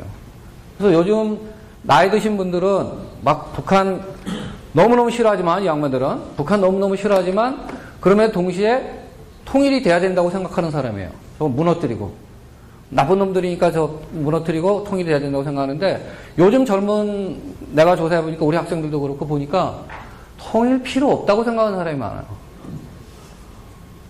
내 생활에, 나의 삶에 좀 귀찮게 안 했으면 좋겠다. 통일하지 말자. 이런 생각을 갖고 있는 학생도 적지 않아요, 정말로. 그러니까 전혀 다른, 갖고 있죠. 그러니 이런 분들하고 둘이 만나서 이야기하면 어떡하겠어? 싸우는 거지. 아니면 할아버지한테 혼나거나, 뭐 둘 중에 하나지, 그지? 뭐 떠들지 마. 네가 몰라서 그래. 뭐, 굶어봤어. 뭐 이런 거잖아, 그지? 그 전혀 다른 형태에 있어서 이게 너무나 상이한 환경에서 짧은 시간 동안 한국 사회가 변화를 했기 때문에 이런 변화, 이건 뭐 당분간 계속 뭐 이어질 거라고 생각이 되고요. 하나 특이한 건 이거 한국 많이 쓰는 용어라서 혹시 뭐 다 익숙하게 알고 있겠지만 모르는 학생들 위해서 그냥 386 세대라는 게 있었어요. 2002년에 노무현 대통령의 대통령 당선을 도왔던 핵심적인 세력입니다. 그래서 2002년 당시에, 그 당시에, 이거 뭐 사실 다 똑같은 거예요. 근데 이제 이렇게 붙인 거지. 응? 당시에 30대였고요. 2002년 당시에 30대였고, 그 다음에 대학교에 들어간 해가 80년대, 80년대 학번이죠. 그 다음에 그 사람 대부분 60년대 출생들이에요. 그래서, 뭐 사실 같은 이야기인데 80년대 대학 들어간 사람은 그래도 되는데, 또 이 언론에서는 말하기 좋아하니까 386, 당시 이제 컴퓨터, 옛날식 컴퓨터에서 386 세대라고 불렀는데, 지금은 386이 아니라 이제 586쯤 됐어요. 이제 시간이 많이 흘렀기 때문에. 486, 586이 됐는데, 이 사람들은 이제 그 전두환 정권 때 거기에 대한 권위주의, 그러니까 민주화 운동을 했던 주축들입니다. 그리고 그 당시에 80년대가 그 이념적으로 막시즘을 포함한 진보적인 이념이 굉장히 많이 이렇게 유행하던 시기였어요. 그래서 성향적으로 진보적인 성향을 좀 많이 갖고 있는 편입니다, 지금. 요즘엔 이제 좀 여러 가지 변화가 많이 있지만, 그럼에도 불구하고 어쨌든 좀 그런 이런 세대적인 특성을 나름대로 여전히 유지하고 있는 그런 세대들이라고 보시면 될 것 같아요. 자, 이념은 이제 한국에서도 이제 과거에는 이제 한국에서 그 이데올로지라는 게 별로 그렇게 중요하지 않았는데, 지금은 이제 상당히 중요한 차이가 나타나고 있죠. 그래서 우리가 새누리당과 민주당 간의 이념적인 차이가 뭔지 우리가 이제 식별할 수 있어요. 그죠? 피부로 느낄 수 있고. 그 다음에 이제 거기다가, 뭐, 진보 쪽에, 통합진보당이라든지 뭐 그쪽까지 합치게 되면, 조금 더 이렇게 이념적인 색깔이 많이 나타나게 됩니다. 근데 큰 틀에서 말씀을 드리면, 한국에서의 이념은 예를 들면 유럽 국가에서 나타나고 있는 그런 보수와 진보의 개념하고는 조금 다르다고 볼 수 있어요. 무엇보다 한국에서는 계급, 클래스 폴리틱스는 사실상 별 의미가 없어요. 한국에서 클래스 폴리틱스가 의미가 없는 이유는, 지금 여기 했었지만, 일단 서구에서 계급 정당이 출현하게 됐던 중요한 요인은 이게 투표권의 문제하고도 관련이 되고, 그러니까 투표 권리를 준다는 거, 보팅 라이트를 주는 거, 그런 부분에 대한 것들이 하나가 있었고, 또 그게 그 산업혁명 이후에 나타났던 그 노동자들의 문제와도 관련이 됐었고, 뭐 여러 가지 형태의 그런 내용들이 있죠. 근대사회였고, 그죠? 근데 한국의 경우에는 일단 투표권은 1948년에 대한민국이 건국을 했을 때 20세 이상 모든 남녀들에게 다 투표권이 처음부터 주어졌었어요. 그래서 투표권을 획득하기 위한 투쟁이 처음부터 필요가 없었고, 그 다음에 산업화는 한참 뒤에 박정희 때 이루어졌죠. 그죠? 그러니까 처음부터 노동자들이 존재하지도 않았고, 오히려 이념적으로 사회주의와 관련된 이념은 한국전쟁을 경험하면서 사실 다 해결이 됐죠. 그죠? 왜냐하면 그 사회주의와 관련되어 있는 사람, 혹은 그쪽에 관심 있는 사람은 다 북쪽으로 갔고, 남쪽에 있는 사람들은 그거에 대해서 별로 좋아하지 않는 사람들만 남쪽에 살게 된 거죠. 전쟁을 통해서. 그러니까 한국전쟁을 통해서 이념적으로는 북쪽은 북쪽대로, 남쪽은 남쪽대로 굉장히 호모지니어스한 형태로 변화가 된 거죠. 어떤 면에서 보면. 그죠? 그래서 애당초부터 그런 것들은 좀 없었다. 그래서 한국에서 가장 중요한 지금은 뭐 요즘에 좀 변화가 되고 있긴 하지만 역시 가장 중요한 북한 문제와 관련된 부분, 뭐 혹은 안보와 관련된 문제에서 한국은 이념적으로 여전히 가장 예민합니다. 오늘 이제 뭐 신문에 났던 뭐 그 NLL 관련된 발언 때문에 또 지금 막 뒤집어지고 있는 것도 바로 그게 이제 이거 관련된 거거든요. 그래서 이게 오래 보게 되면 여러분 혹시 정착이나 사회학 공부하고 있는 학생이 있다면 립셋과 로칸의 그 이야기를 알 텐데, 립셋과 로칸이 하면 이제 사회적 균열이라고 하는 것이 어떤 큰 사건에 의해서, 특히 네이션 빌딩이라든지 내셔널 레볼루션이나 인더스트리얼 레볼루션 같은 큰 사건에 의해서 이렇게 뭔가 변화를 만들어냈다고 그러는데, 한국의 경우에는 그거를 이제 이 48년 고무렵, 그러니까 건국 전후가 되겠죠. 그 무렵에 있었던 정치적 갈등이 중요한 계기를 마련합니다. 그래서 당시에 이승만 독립운동가들 중에서 당시에 이승만 박사는 지금 남쪽만이라도 일단 나라를 만들자라고 하는 주장을 했었고, 반면에 이제 김구 선생이나 김익 선생 같은 경우는 조금 어려움이 있더라도 통일된 한국을 건설하기 위해서 노력하자, 뭐 이런 움직임이 있었어요. 근데 이제 뭐 결국은 국제 정치적으로 이제 이승만 박사의 뜻대로 갔죠. 근데 이게 계속 갈등으로 일단 남았던 거고요. 그다음에 이제 한국 전쟁을 경험을 하면서 이게 체제 간의 경쟁이나 이런 것들이 굉장히 심각한 형태로 느끼며 생존의 문제로 이제 다가서게 된 거죠. 그러면서 이제 이런 것들이 그 이후에 특히 냉전 시기의 체제 문제와 관련해 가지고 북한에 대해서 조금 유화적인 입장 혹은 민족주의적인 입장을 갈 것이냐, 아니면 보다 체제적인 체제, 그러니까 우리가 갖고 있는 자유민주주의 체제나 뭐 자본주의 체제의 중요성을 강조할 것이냐, 이런 거에 따라서 시각의 차이가 굉장히 많이 수용을 하게 되고, 그것이 이제 그 이후에는 권위주의 체제 하에서 이런 체제 유지를 위한 반공 이데올로기, 뭐 예를 들면 북한에 대해서나 북한이나 혹은 공산주의에 대해서는 반대를 하고, 또 우리의 안보를 위해서는 미국하고 아주 가까워야 되고, 그 다음에 뭐 이제 국가보안법 같은 것도 있고, 뭐 이런 것 등등이 있었고요. 그 이제 대표적인 이제 그런 사람들이 북한에서 내려온 사람들, 월남 북한에서 이렇게 내려왔던 사람들, 그 다음에 이제 한국의 기독교도들, 특히 이제 프로테스탄트들, 대개 북쪽에서 내려온 사람들도 많아요. 그다음에 이런 사람들이 이제 핵심적인 한국의 보수의 역할을 하고 있고, 대북 정책이나 대미 관계 이런 등에서 상이한 시각을 만들었습니다. 그래서 97년에 김대중 대통령이 와서 햇볕 정책을 하죠. 선샤인 폴리시라는 일종의 하는데, 그 김대중 정부의 햇볕 정책 이전까지 단 한 번도 그 문제가 다뤄지지 않았어요. 그러니까 말하자면 햇볕 정책이라고 하는 건 정말 엄청난 이 파라다임 시프트가 일어난 거죠. 한국 사회에서 북한을 바라보거나 북한을 대하는 것을 전혀 다른 형태의 큰 변화를 만들었던, 그래서 이제 더욱더 큰 논란이 되고 있는 거죠. 지금은 이제 여러 가지 형태로 많은 부분에서 정당 간의 이념적인 차이가 확대가 됐습니다. 그래서 보시는 대로 외교 안보 쪽 같은 경우에 북한에 대해서 어떻게 할 거냐, 가깝게 갈 거냐, 아니면 적대적으로 갈 거냐, 이런 정책이라든지. 그 다음에 이제 뭐 예를 들면, FTA 같은 경우도 재밌는 게 한미 FTA 같은 경우는 정치적으로 큰 쟁점이 됐어요. 미국하고 FTA 해야 되느냐 말아야 되느냐. 근데 한 EU FTA는 그냥 조용히 넘어갔어. 그 정치적으로 전혀 논란이 되지 않았어요. 그 신기하죠, 그죠? 한미 FTA는 막 쌀 개방이니 뭐니, 근데 뭐 그 한 EU FTA 할 때는 그냥 쏙 넘어가 버렸어요. 그러니까 말하자면 그만큼 미국과 관련된 것들은 여전히 좀 그런 게 있다는 거죠. 또 이제 미국에 대해서 부정적인 생각을 갖고 있는 사람은 한반도 분단의 책임이 미국이 일정한 정도 져야 되는 게 아니냐, 뭐 이런 생각을 갖고 있는 거죠. 그 다음에 경제정책에서 요즘에 이제 나타나고 있는 게 요 차이, 요런 게 좀 나타나고 있는데, 그래서 지금 이제, 박근혜 정부는 헷갈린다, 그지? 웰페어는 하는데 세금은 더 걷지 않겠다, 이거 아니야, 지금, 그지? 그 뭐 어떻게 할는지 모르지만 하여튼, 그래서, 그 뭐 재벌 리폼도 뭐, 그래서 전체적으로 이런 것도 좀 차이가 나고 있고요.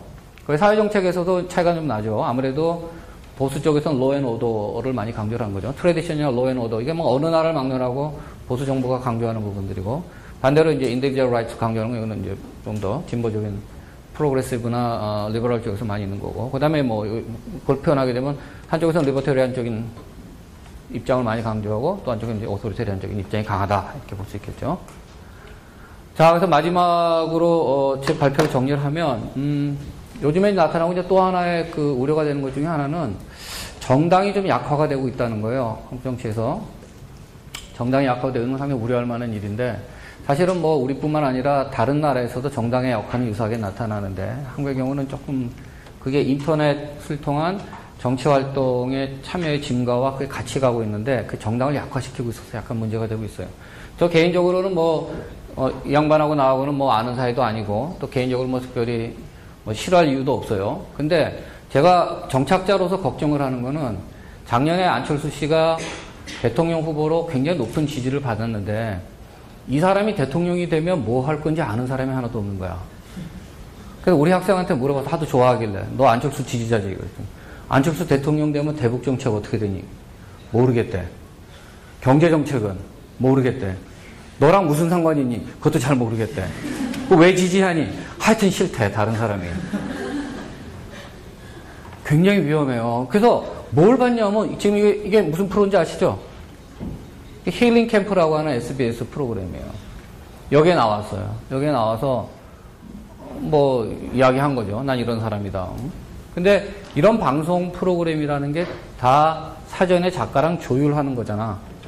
나는 이런 거 질문하겠습니다. 이렇게 답해 주십시오. 아, 그건 좀 빼주세요. 뭐 다 하는 거잖아, 그지? 그러니까 자기가 원하는 내용을 가장 적절한 포맷을 통해 가지고 대중들에게 가장 친근한 형태로 전달을 해주는데 정작 이 사람이 어떤 사람인지에 대해서 우리는 모른다는 거죠, 그죠? 근데 정당을 통해서 이렇게 쭉 성장을 하게 되면 뭐 예를 들면 내각제 국가에서 뭐 이렇게 총리로 계속 커가는 사람이나 아니면 미국에서 뭐 주지사라든지 뭐 상원의원이라든지 이렇게 경험을 통해 가지고 하고 그리고 또 미국의 경우에는 한 2년 정도 대통령 선거 운동이 한 2년쯤 되잖아, 그지? 2년쯤 되니까 굉장히 긴 시간 동안 검증을 하게 되는데 어느 날 갑자기 나타나가지고 대통령 하겠다는데 좋아는 하는데 뭘 할지를 모르는 이런, 그죠? 상당히 위험한 부분들이 있을 수 있다는 거. 또 인터넷도 역시 마찬가지로 시민들의 자발적인 참여가 늘었다라고 하는 것은 대단히 좋은 일이긴 하지만 그러나 저기에 대한 정치적 책임성을 우리가 모를 수가 없죠, 그죠? 제도적 안정성도 없기 때문에 그런 부분들은 우리가 갖고 있는 상당히 우려되는 부분들이라고 볼 수 있습니다. 물론 이제 그 이유는 기존 정치에 대한 불신, 불만이라고 하는 것이 이런 안철수 현상을 만들어낸 거긴 하지만 조금 이제 한국의 정당이 조금 더 잘 정치가 효과적으로 잘 변화되지 않으면 상당한 위험성도 지금 동시에 내포하고 있다고 말씀드릴 수 있을 것 같습니다. 제 발표는 일단 여기까지 하고요. 여러분들 중에서 혹시 뭐 질문이 있거나 뭐 궁금한 점 있으면 같이 이야기 잠시 나누겠습니다. 지금 두 가지 있습니다. 하나는 이번 안철수 현상과 전후해가 17년 전주랑 현대 회전했던 선거에 비슷한 점이 있는지 있으면 말씀드릴게요. 질문인데 두 번째는 선거제도에 대한 질문인데요. 대한민국의 선거제도에서 서수장치를 평가를 받지 못한 걸로 알고 있는데 이 문제에 대해서 해결책이라든지 그런 식으로 있습니다. 야, 질문이 수준이 엄청 높네요, 여기. 정두영 씨가 1992년 대통령 선거에 출마를 했어요. 근데, 아시겠지만 정두영 씨는 현대그룹의 창설자죠. 그래서 이제 상당히 폭넓은 지지를 얻었고, 대통령 선거에 마지막까지 출마해서 17점 몇 %, 18% 조금 안 되게 표를 얻었어요. 그러니까 적지 않은 표를 얻었죠. 근데 그때랑 지금이랑 좀 차이가 있다면 뭐 일단은 기본적으로는 비슷한 점이 많아요. 그러니까 두 개의 정당의 구조화에 대한 불만이 표출이 된 거고, 그리고 둘 다 기업가고 어쨌든 성공한 기업가라고 하는 것도 좀 유사한 점이고, 근데 당시에 좀 상황적으로 좀 다른 거는 92년의 경우에 정두영 씨가 표를 얻었던 대부분의 지역은 아까 우리가 봤던 데서는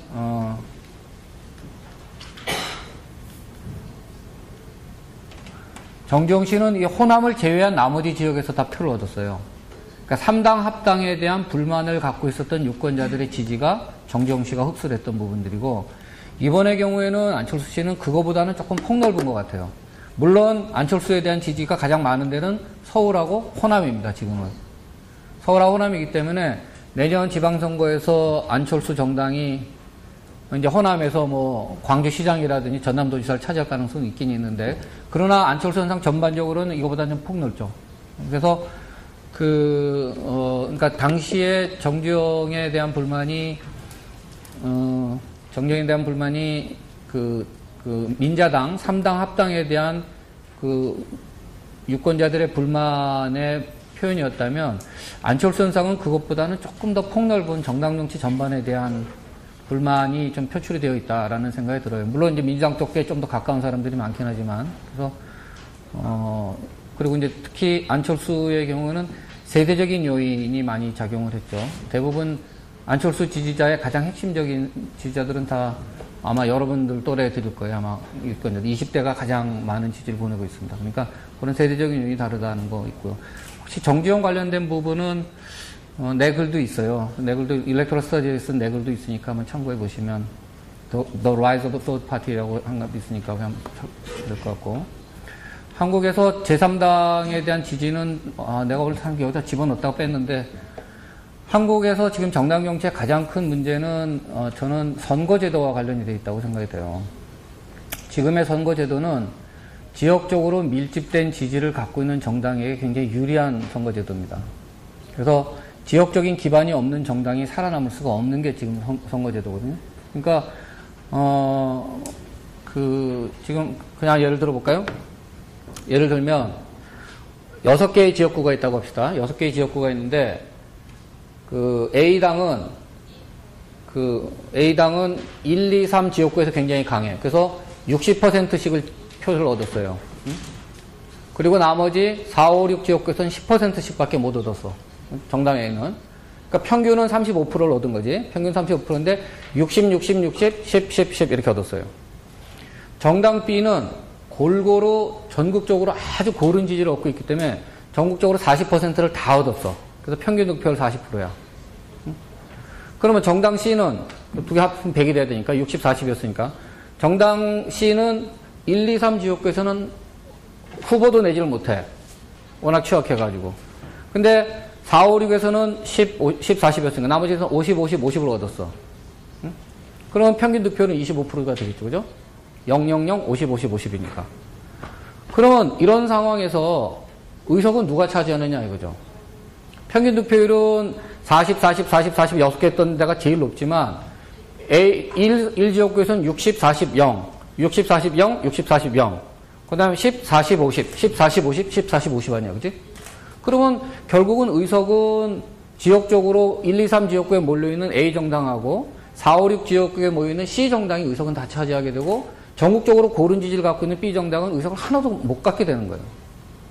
이게 단순 다수제, 지금 플로럴티 시스템, 혹은 퍼스트 파스트 포스트 시스템, 지금 현재 갖고 있는 단순 다수제 선거제도의 특성이에요. 그러니까 이런 상황에서는 사실은 새로운 정당이 한국의 경우에 출현하기 어렵고, 그리고 지금 안철수 현상 같은 경우도 결국은, 그러니까 한국의 정당 체계는 일종의, 이게 이제 독과점적인 형태가, 지금 듀오폴리죠, 그죠? 두 개의 정당이 사실은 과점하고 있는 거예요. 그래서 실제로 전국적으로 보면 사실은 크게 두 개 정당만이 지금 있는 거지만, 특히 지역적으로 보면 정당 하나밖에 없어요. 독점이잖아, 완전히. 그죠? 그러니까 선거 제도가 비례성이 조금 더 높은 형태로 들어가서, 그러니까 일종의 경쟁할 수 있는 환경을 새로운 세력이 출현할 수 있고 경쟁할 수 있는 형태로 바뀌지 않게 될 경우에는 새로운 정당의 출현도 어렵고 기존에 갖고 있던 정당 간의 이런 것들도 좀 어렵다고 해서, 그래서 가장 중요한 건 역시 비례성이 조금 더 높은 선거제도의 도입이 가장 중요한 정치 개혁인데, 문제는 이제 새누리당은 새누리당대로, 그 다음에 민주당은 민주당대로 다 기득권층이잖아요, 그죠? 자기들이 갖고 있는 현재로부터 베스티드 인터레스트가 다 있단 말이에요. 자기들이 갖고 있는 것들이 있어서 아무리 민주당이 아무리 엉망이 되더라도 몇십 석은 얻는단 말이에요, 여기서. 응? 최소한 몇십 석은 얻어요. 새누리당이 아무리 망해도 몇십 석은 얻어. 100석 이상은 얻어. 100석 가까이는 얻어, 두 정당 다. 최소 아무리 안 돼도 80석 이상은 얻는다고, 둘 다. 그러니까 기존 제도를 바꾸려고 안 하지. 그러니까 이제 그러니까 사람들은 답답하고 쟤들은 안 바뀌고. 그런데 텔레비전 봤더니 갑자기 괜찮은 사람이 하나 나와서 힐링 캠프랑 무슨 뭐 이런 데 와서 뭐 좋은 이야기 하더라. 아, 저 사람이네. 그래서 안철수 선생이 생겨나는 거죠, 지금. 그런 그 정당 정치의 이런 답답함이 이제 그런 새로운 출구. 근데 그게 어떤 면에서 보면 이제 한국 정치가 그런 포퓰리스트 어필에 조금 좀 취약해지는 뭐 그런 우려도 좀 있습니다, 사실은. 저는 한국 외대 한국학과 석사과정생 남동민입니다. 네, 강의를 잘 들었습니다. 제 전공은 정치 아니지만 사회문화예요. 제가 무식한지 모르겠으면 이해해 주십시오. 네, 질문 두 가지 있는데요. 방금 처음에 되게 한국 정치 민주화가 안정적이지 않지만 평화로운 발전으로 갔습니다. 그 이유는 제가 이해하기에는 30년 동안 본인 정치를 겪어봤지만 다행히 큰일이 발생하지 않았습니다. 그렇게 이해하고 있는데요. 혹시 그거 대한민국이 운이 좋아서 그런가요? 아니면 다른 이유 있는가요? 그리고 되게 미국이랑 정치적으로 되게 친한 거 아닌가요? 혹시 그 미국의 영향이나 도움이 받는지 그것도 궁금한데요. 그리고 두 번째 질문은 제가 남북한 관계에 대해서 관심이 있습니다. 혹시 대북 문제에 대해서 교수님이 본인이 진보파입니까? 뭐 보수파입니까? 그리고 그 이유를 좀 알겠습니다. 감사합니다. 점점 질문이 더 어려워지는데요. 아까 말씀드렸던 것처럼 굉장히 그 한국의 민주화 과정에서 특별했던 것 중에 하나는 그 군의 탈정치화가 이제 일어났다는 거죠. 그 군의 탈정치화. 그거는 아까 말씀드렸던 것처럼 김영삼 대통령이 일단 기본적으로 굉장히 중요한 역할을 했어요. 그 당시에 그렇게 빨리 군을 정리할 거라고 생각하지 못했어요. 그건 상당히 용기 있는 행동이었고, 또 김영삼 대통령이 아마 앞으로도 평가받게 될 굉장히 중요한 본인의 업적이라고 볼 수 있어요. 근데 또 다른 요인을 본다면, 물론 미국 쪽에서의 영향력이나 이런 것도 없지는 않았을 것 같아요. 만약에 중요한 순간에. 근데 그것보다 더 중요한 거는 아까 1980년에 광주 사태가 있었죠. 그죠? 광주 매사커가 있었단 말이야. 근데 그게 군인들한테도 엄청난 부담으로 작용을 했어요. 그러니까 왜냐하면 적을 공격하고 적으로부터 우리를 지키라고 했던 대한민국 국민을 상대로 총을 쏜다거나 한다는 것 자체가 지금 엄청난 부담으로 작용을 하는 거죠. 그것 자체가 사실은 상당히 적지 않은 문화적인 압력 같은 걸로 존재를 했었어요. 그래서 최근에 제가 신뢰도 조사를 했더니 지금 가장 신뢰도가 높은 기구 중에 하나가, 오늘 신뢰도가 제일 낮은 데는 이제 정당, 국회 이런 데 제일 낮고, 모든 나라 비슷하더라고요, 보니까. 근데 제가 깜짝 놀랐던 것 중 하나가 신뢰도가 제일 높은 인스티튜션이 군이 그 중에 하나가 있어요. 최근 조사예요. 작년에 제가 조사했던 거였는데. 그러니까 지금은 이제 상당히 많은 변화가 생겨난 거죠. 근데 80년대 당시에 전두환이 권력을 잡고 있었을 때 군인들이 군복을 입고 밖을 잘 안 나갔어요. 장교들도. 왜냐면 별로 안 좋아한 거야. 문화적으로. 저 사람 군인이다. 그때 이렇게 막 비하하는 그런 발언하고 그랬죠. 군인들에 대해서. 근데 민주화가 사실은 탈정치화가 되고 난 다음에 군은 이제 그런 컨피던스를 회복을 했고, 지금 이제 많이 달라진 건데, 그래서 이제 그런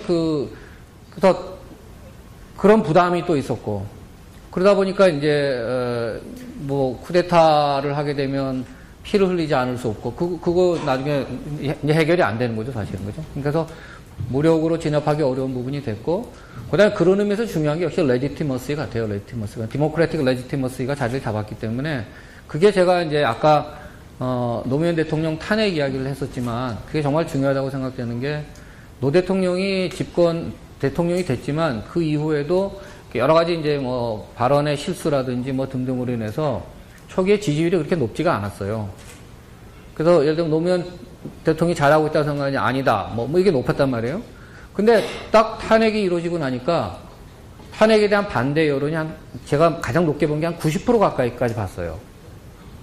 그러니까 내가 뽑지 않았고 하는 것도 마음에 안 들지만 저 사람이 민주적으로 당선된 사람은 왜 내보내느냐 이런 거잖아요. 그죠? 그런 거에 대한 전 국민적 합의가 사실은 존재했다는 거니까 근데 그런 상황에서 군이 만약에 총칼 들고 들어왔다 그래서 그 통치가 되겠어요? 이제 안 되는 거죠. 그죠? 그러니까 문화적인 요인이라든지, 그 다음에 이제 아주 초기에 김영삼 대통령의 그거는 굉장히 큰 역할이 있었고, 또 문화적인 부분이나 뭐 국민적 이런 것들이 이제 쌓이면서 그런 변화를 만들어냈다고 생각을 합니다. 대북 정책에 대해서 보수냐 진보냐 참 이거 저를 시험에 들게 하는데, 글쎄, 저 개인적으로는 좀 요즘에는 좀, 이게 사실은 핵하고 연평도 폭격 이후에 한국 사회가 조금 바뀐 것 같아요. 조금 보수적으로. 그러니까 그 이전, 뭐 저 개인적인 입장도 뭐 크게 다르지 않을 것 같은데, 그러니까 기본적으로는 이제 저는 뭐 좀 교류도 하고, 너무 지나치게 적대적으로만 가는 건 안 좋지 않느냐, 뭐 이런 입장인데, 그럼에도 불구하고, 뭐 연평도 폭격 있었을 때, 그 다음에 최근에 핵실험 계속하고, 뭐 최근에 또 뭐 위협 이런 걸 겪으면서, 자꾸 이제 좀, 쟤들 진짜 골치 아픈 애들이구나. 같이 뭐 일하기 정말 어려운 애들이구나. 뭐 이런 생각들을 자꾸 남한세에 많이 갖게 되죠. 특히 재미있는 작년 대선 때 조사했던 것 중에 특히 재미있던 결과 중에 하나가 북한에 대해서 강경한 입장을 취해야 된다. 라고 주장했던 사람이 연령적으로 보면 60대 이상이 물론 많겠죠, 당연히. 그분들 그 할아버지 할머니들은 뭐 완전히 거기에 대해서. 근데 또 하나 놀라운 게 20대에서 높았어요.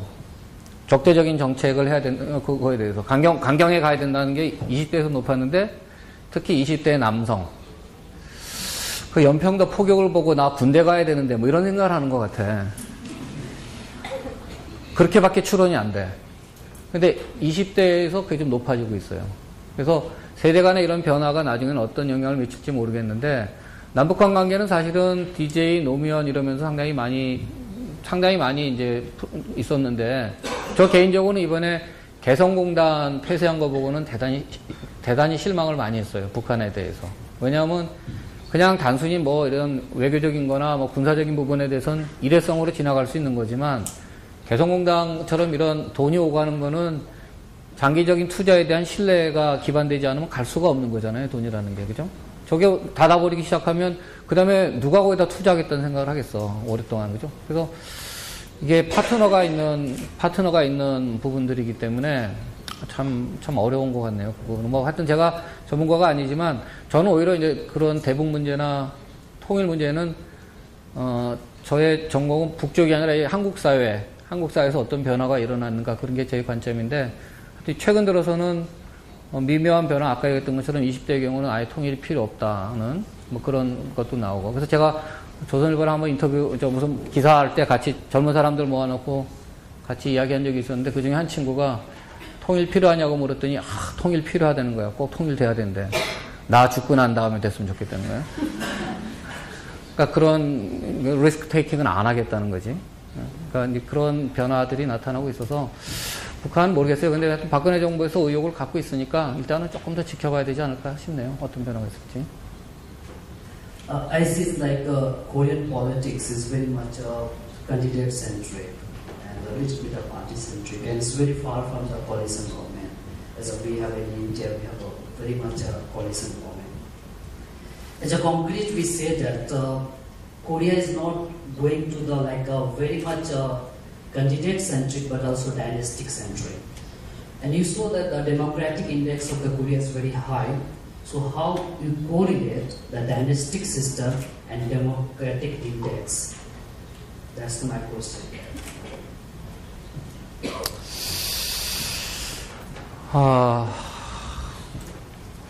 어렵네. 일단은 저 인덱스는 내가 만들지 않았기 때문에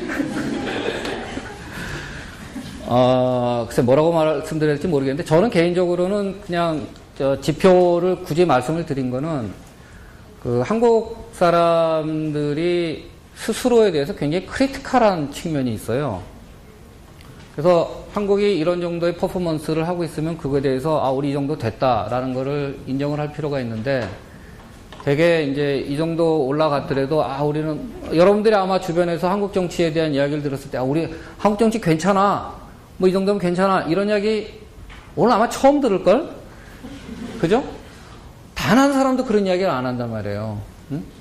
그러니까 그 어떤 면에서 보면 저는 여전히 뭐 한국 정치가 여러 가지 문제가 많다고 생각을 해요. 지금 이야기했던 대로 문화적인 측면이 또 같이 뒷받침이 돼야 되는 면도 있고 그런데 다만 이제 한 가지 이야기할 수 있는 거는 이제 어떤 면에서 보면 그런 한국 사람들이 스스로에 대해서 이렇게 굉장히 크리티컬한 그런 태도라고 하는 것들이 뭔가 끊임없이 제도적 그리고 정치적인 상호 불신이라고 하는 것이 존재를 한다면 그 상호 불신을 제도화하는 거지 서로 못 믿으니까 그럼 이제 뭐 견제할 수 있도록 이렇게 각오하는 그런 것들이 상당한 정도의 변화를 많이 만들어냈기 때문에 뭐 인덱스에서 나온 것만큼 아마 여기서 이렇게 피부로 느끼는 그 지수는 그렇게 높을 것 같지 않고 지금 지적했던 그런 문제점들을 아마 다 한국 사람들 다 공유하고 있다고 생각을 해요. 생각을 하고 있는데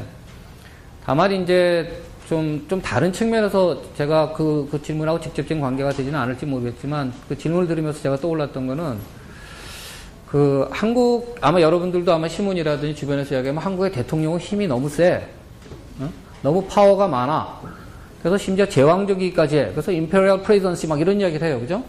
근데 저는 오히려 한국 대통령이 그렇게 힘 있어 보이지가 않아요. 한국에 5년이잖아요, 그죠? 대통령이 5년인데 처음에 6개월은 누구든 다 아마추어란 말이야, 그지? 그거는 이제 뭐 인턴 비슷한 거잖아, 6개월은, 그죠? 배워가야지. 처음부터 뭐 대통령 해봤나? 이제 배우는 거지, 그지? 6개월 동안. 그러니까 실수하면서 6개월 동안 수습 과정 하는 거고. 그 다음에 나머지 1년은 무조건 레임덕이에요, 그죠? 왜냐하면 다음 대통령 선거가 최소한 1년 가까이 진행되기 때문에. 그러니까 1년 반은 그러니까 효과적인 통치를 못해요. 그럼 빼면 3년 반이죠, 그죠? 3년 반인데 중간에 무슨 스캔들이 하나 터지거나 혹은 지지율이 막 뚝 떨어지거나 이러면 그때부터 사실 힘 빠지는 거예요, 그러면. 그래서 한국의 대통령이 효과적으로 일을 할 수 있는 시간이 2년 내지 2년 반밖에 되질 않아요, 시간적으로 보면. 그러니까 그때 정말 강력한 대통령이 2년 반 동안 뭘 하겠느냐 이런 게 있고요. 그 다음에 또 하나 한국의 대통령이 얼마나 강력한지에 대해서도 예를 들면 이명박 대통령이 저는 가장 운이 좋았던 사람이라고 생각하는데 여러 가지로 진짜 운이 좋아요. 운이 하여튼 천운을 타고 나야 모든 게. 근데 2007년에 대통령이 됐죠. 2007년에 대통령이 됐는데 2006년에 한나라당이 지방선거에서 다 이겼어요. 호남을 제외한 모든 지방선거의 의석을 거의 다 차지를 했어요. 그 지방 권력을 가져갔죠. 근데 2007년 대통령 선거에서 랜드슬라이드를 했어요. 그죠? 그러니까 행정 권력을 가져갔죠. 근데 2008년에 국회의원 선거가 있었는데 국회의원 선거에서 한나라당이 머저리티가 됐어요. 입법 권력을 가져갔어요. 게다가 그 당시에 무슨 이제 방송사 종편 방송사 나눠지는 문제 때문에 언론들도 약간 눈치를 봤단 말이야. 언론들도 우호적이었어. 그러면 행정 권력, 입법 권력, 지방 권력, 뭐 언론도 우호적인 환경. 그럼 그 이상의 더 강력한 권한을 갖고 있는 대통령이 어디 있어? 근데 이명박 대통령이 자기가 원하는 사람을 다 임명 못했어요. 뭐 혹시 여러분 들어봤는지 모르지만 뭐 고소영 강부자 뭐 그래가지고 초기에 엄청나게 많은 사람들이 인사청문회 히어링 단계에서 컨퍼메이션 히어링 단계에서 대부분 다 뭐 많이 떨어졌죠. 그 다음에 이명박 대통령이 정말 하고 싶었던 게 저 생각은 대운하 같아요. 운하를 하고 만들고 싶었죠. 그랜드 카나를 만들고 싶었는데 그걸 못했단 말이에요. 그래서 4대강 프로젝트로 바꿨죠. 그걸 바꿔갖고 겨우겨우 했었고요. 그 다음에 세종시 지금 있는 거 저 세종시도 이명박 대통령은 개인적으로 그 세종시를 만드는 걸 반대를 했어요. 그래서 안 하려고 했단 말이에요. 그걸 폐지하려고 그랬거든? 폐지 못했어. 국회에서 결국 부결됐죠. 그죠? 그러니까 한국의 대통령이 생각만큼 그렇게 힘이 강하지 않아요. 그러니까 이게 이제, 왜냐하면 서로 못 믿는 거니까, 어떤 면에서. 그러니까 자꾸 강하다 그러니까 자꾸 견제 들어가게 돼서, 그래서 국회 권력들이 이제 사실은 지금은 국회 권한이 상당히 많이 강해졌죠, 지금은. 상당히 많이 강해져서 그런 것들이 이제 이런 데서 많이 반영이 된 게 아닌가. 그러니까 실제로 문화적인 측면에서 이야기했던 것처럼, 뭐 여러 가지 부정적인 내용들이 많이, 뭐 문제점들이 많이 있겠지만, 그런 제도적인 측면에서의 체크스 앤 밸런스가 많이 이제 자리를 잡히면서 그런 것들이 저 인덱스에 많이 반영이 된 게 아닌가 이런 생각이 듭니다. 개인적으로는. 하나원에서 오는 존지라고 지금 인터넷 학교 다니고 있어요. 저는 정치를 유학가예요. 강의 잘 들었어요. 근데 궁금한 건 저는 마지막 한 가지에서 위반하는 거, 그 안철수 대해서 이분은 저는 아주 훌륭한 사람인 것 같아요. 왜냐하면 짧은 시간에 어떻게 이분은 젊은 사람들 마음을 어떻게 얻었어요. 그래서 이분은 그렇게 무시하고 할 수 없을 것 같아요.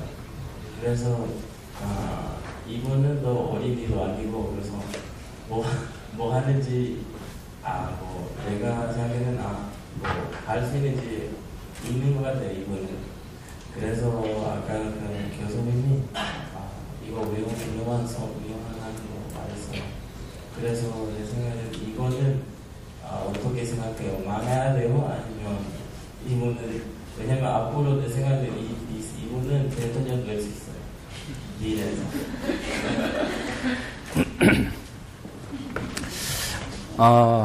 이렇게 강력한 지지자가 뭐 국내외 많으니 뭐 대통령이 될 수도 있겠지 뭐. 근데 나는 뭐 개인적으로 나도 뭐 안철수, 지금 이제 의원이지, 안철수 의원하고 뭐 개인적인 뭐 이건 없고, 근데 이제 현상에 대해서 이야기를 한 건데, 뭐 대통령이라는 자리가 굉장히 중요한 자리잖아요. 그죠?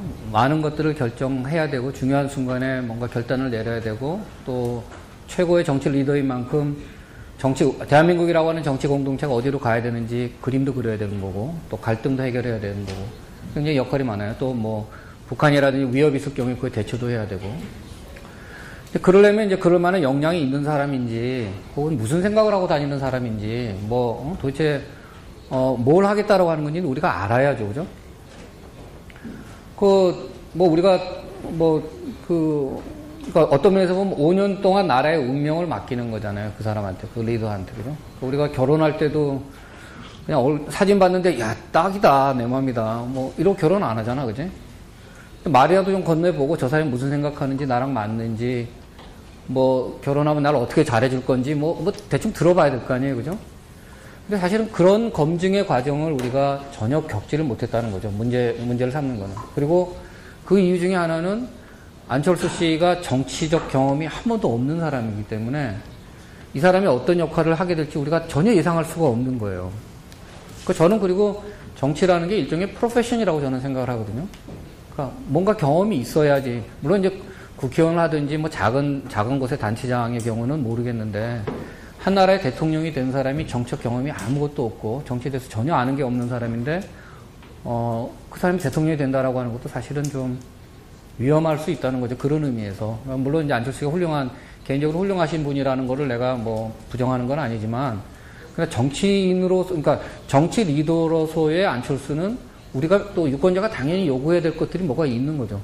너 안보 외교 경험이 있느냐? 북한이 만약에 저기서 핵 쏘겠다 그러면 너 어떡할 거냐? 너의 방안은 뭐냐? 나 책에서 봤는데 그렇더라. 이게 그건 곤란하잖아요. 그죠? 교과서에 이렇게 나와 있습니다. 뭐 이렇게 이야기하는 건 아니고 우리가 실제로 그 사람이 뭔 영향을 갖고 있는지 우리가 봐야죠. 그죠? 그래서 그런 의미에서 이제 안철수 씨의 한계가 있었다고 생각을 하고요. 그러나 이제 아까 이야기했던 것처럼 기존의 두 정당에 대한 사람들의 불만이 워낙 큰 상황이기 때문에 아마 변화를 일정하게 만들어낼 수는 있을 것 같아요. 그래서 지금 이제 언론도 그래서 주목을 하는 건데, 예를 들면 이제 내년 4월인가 5월에 지방선거가 있어요. 4월, 5월 지방선거가 있는데, 지금 호남 지역에서 여론조사를 하면, 누구를 찍겠느냐? 그러면 지금 생기지도 않은 일종의 유령 정당인 안철수 정당이 민주당보다 더 높은 지지를 얻고 있어요. 호남 지역에서. 그래서 안철수 당, 지금 없죠, 그죠? 존재하지도 않아요. 안철수 당이 생기면 찍겠다. 그게 뭐, 한 2배 이상, 그게 한 40% 가까이 나오고, 민주당 지지 한 20% 정도 나와요, 지금. 그러니까, 정말 만약에 내년에 안철수 당으로 누군가 출마를 해서, 광주시장이나, 뭐, 전남도지사, 뭐, 전북도지사, 이런 자리를 3개 중에 하나만 먹어도, 그러면 이제 엄청난 변화가 생겨날 수 있겠죠. 그러면 이제 뭔가 정당 개혁과 관련된 중요한 역할을 할 거고, 또 그 사이에 이제 안철수 씨도 그러저러한 과정을 거치면서 정치적인 경험을 하고, 또 자기가 갖고 있는 정책 생각이 뭔지를 국민들한테 알리고, 또 사람들도 저 사람 정치적으로도 잘하네라는 평가를 받게 되면 대통령이 될 수도 있을 거고, 또 근데 그 과정에서 보니까 아 역시 시원치 않네 정치는, 이러면 이제 가는 거고. 그러니까 지금부터가 이제 안철수 씨는 사실은 중요한 그 일종의 그런 테스트의 과정에 접어들었다고 봐야 되겠죠. 그래서 나중에 뭐 혹시 살아남으면 뭐 정치고 잘 되면 그때 또 선거운동하러 뭐 되지 않을까 이런 생각이 드네요. 여러분하고 이야기를 좀 더 많이 나누고 싶은데 제가 다음 약속이 있어서, 그래서 오늘 사실은 좀 일찍 보자고 여러분한테 말씀드린 것도 그래서 말씀을 드렸습니다. 하여튼 오늘 이렇게 만나게 돼서 반갑고요. 제가 오늘 드리려고 했던 말씀들은 좀 주변에서 잘 못 듣는 이야기일 것 같아서, 그죠? 비교 정치적인 차원에서 한국을 한번 객관적으로 이렇게 보게 되면 이런 측면이 있다. 객관적인 측면에서 한번 보자. 그런 이야기를 여러분한테 말씀드렸고, 뭐 저도 다른 나라에서 공부를 했던 경험이 있는데, 하여튼 뭐 또 굉장히 유익하고 또 즐거운 추억, 뭐 경험으로 남는 것 같아요. 여러분들 여기 계시는 동안 즐겁고 또 보람 있는 그런 시간들 다 보내시기 바랍니다. 오늘 감사합니다.